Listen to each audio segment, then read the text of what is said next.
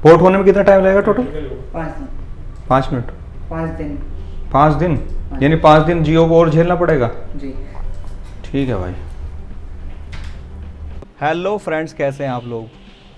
दोस्तों, किसान भाई पिछले 14 दिन से प्रोटेस्ट कर रहे हैं और किसान लोग भाइयों की कोई भी बात सरकार सुन नहीं रही है। देखिए दोस्तों, पिछले 14 दिन बहुत होते हैं। इतने ठंड के टाइम में बाहर रोड पे दिन रात खड़े रहना आसान काम नहीं है और हम लोग तो अपने घर में बैठे हैं, उन पर क्या बीत रही है वो लोग जानते हैं। दोस्तों देखिए, हमारा जो देश है वो कृषि प्रधान देश है और 70% यहाँ किसान लोग ही रहते हैं इस देश के अंदर। अब अगर वही लोग परेशान होंगे तो क्या हम लोग खुश रह पाएंगे? आप खुद सोचिए ज़रा।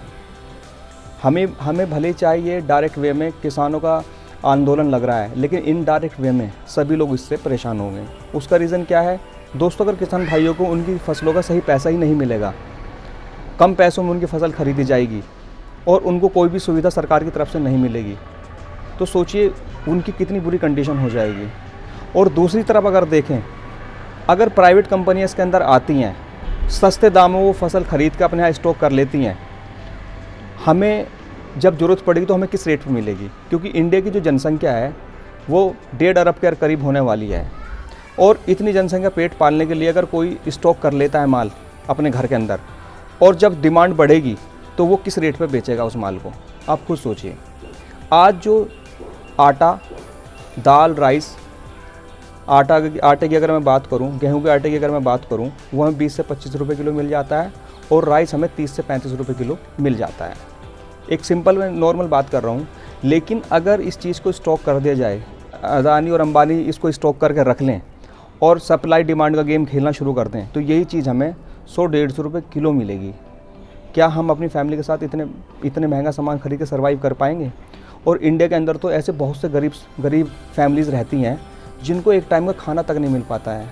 और हम जैसे बहुत सारे भाई हैं जो उनकी हेल्प करने के लिए 5 रुपये में एक मील प्रोवाइड करते हैं, 2 रुपये में मील प्रोवाइड करते हैं, कुछ लोग फ्री में भी खाना बांटते हैं। क्या वो लोग फिर बांट पाएंगे उन लोगों को? क्योंकि अपना आप ही सर्वाइव नहीं कर पाएंगे हम लोग, तो उन्हें क्या बांटेंगे?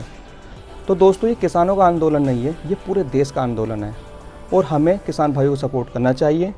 अब किसान भाइयों ने डिसाइड किया है कि वो नेशनल हाईवे पे टोल फ्री करेंगे, जियो के सामान का, अडानी के सामान का बाइकआउट करेंगे।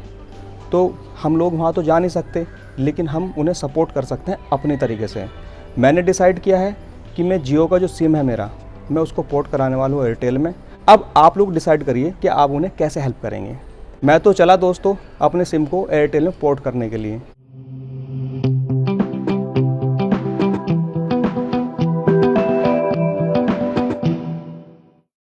दोस्तों, यह है मेरा तरीका किसान भाइयों को सपोर्ट करने का।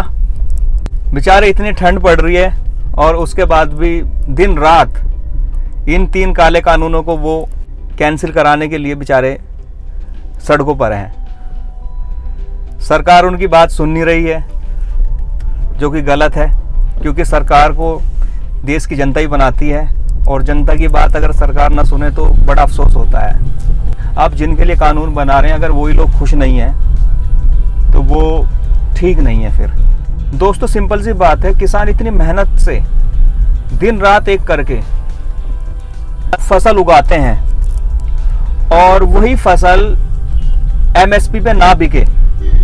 इवन ये हालत है कि राइस का एमएसपी 1800-1900 रुपये क्विंटल है, लेकिन उन्हें मजबूरी में 1200-1300 रुपये के रेट में अपना बेचना पड़ता है माल।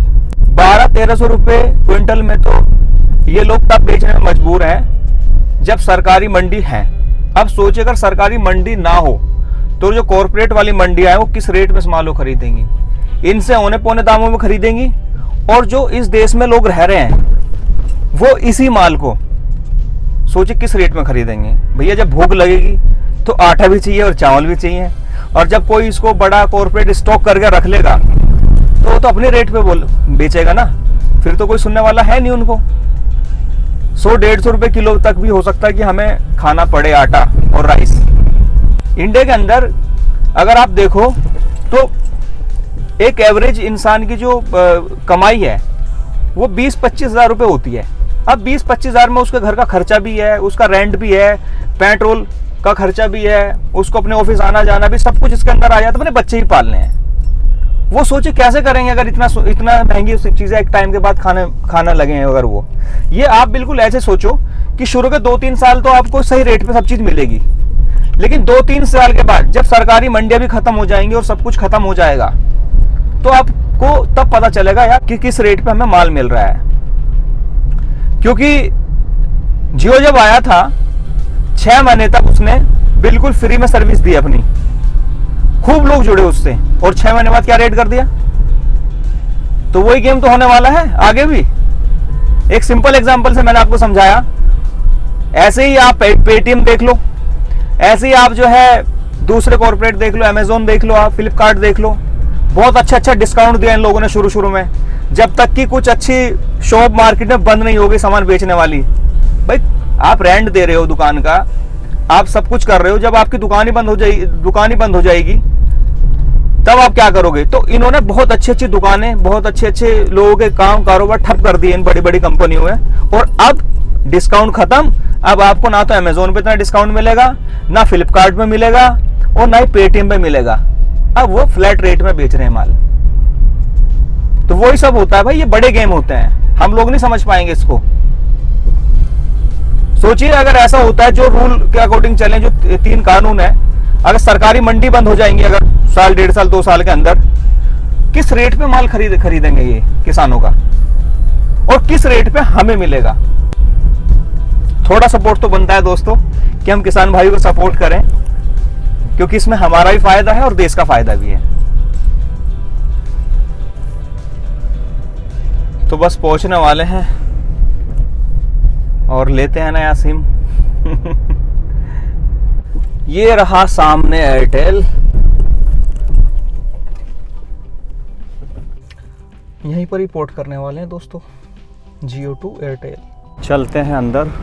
भैया पोर्ट कराना है, हो जाएगा? उसको कैसे पता लगेगा? पोर्ट होने में कितना टाइम लगेगा टोटल? 5 मिनट। 5 दिन यानी 5 दिन जियो को और झेलना पड़ेगा जी। ठीक है भाई।